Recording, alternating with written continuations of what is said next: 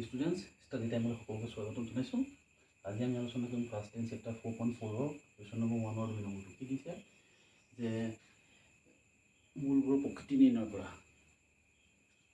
যদি বাস্তৱ মূল থাকে তেতিয়াহ'লে মানটো উলিয়াব লাগিব। এতিয়া কথাটো হৈছে আমাক দিয়া আছে কি কি এই ইকুৱেশ্যনটো দিয়া আছে ইয়াতে a ইকুৱেল টু দিছে 3, b ইকুৱেল টু দিছে -4/3, c ইকুৱেল দিছে 4। এইকেইটা ভেলু দিয়া হৈছে x square coefficient into x অটো 4/3 আৰু c টো 4 দিয়া হৈছে। এতিয়া ইয়াৰ পৰা আমি চাবলৈ যাওঁ, ইয়াত যদি ডিসক্ৰিমিনেন্ট উলিয়াবলৈ যাওঁ কি হ'ব d equal to b square - 4ac, d square - 4ac, d square -4/3 whole square -4 into 3 into 4। That means এবাৰ কি কিমান পালোঁ -2 স্কোয়াৰ কৰিলোঁ প্লাস হৈ গ'ল 16 ইনটু 3 আল্টিমেটলি 0। গতিকে যেহেতু d ইকুৱেল টু 0 হৈ গ'ল গতিকে ইয়াৰ বাস্তৱ মূল সমীকৰণটোত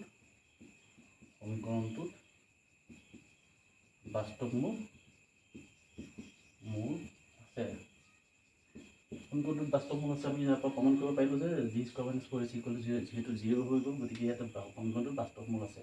বাস্তৱ মূল থাকিলে আমি ইয়াৰ পৰা কি কৰিব লাগিব এতিয়া আমি যদি উলিয়াবলৈ therefore x equal to -b plus minus √b square -4ac/2a।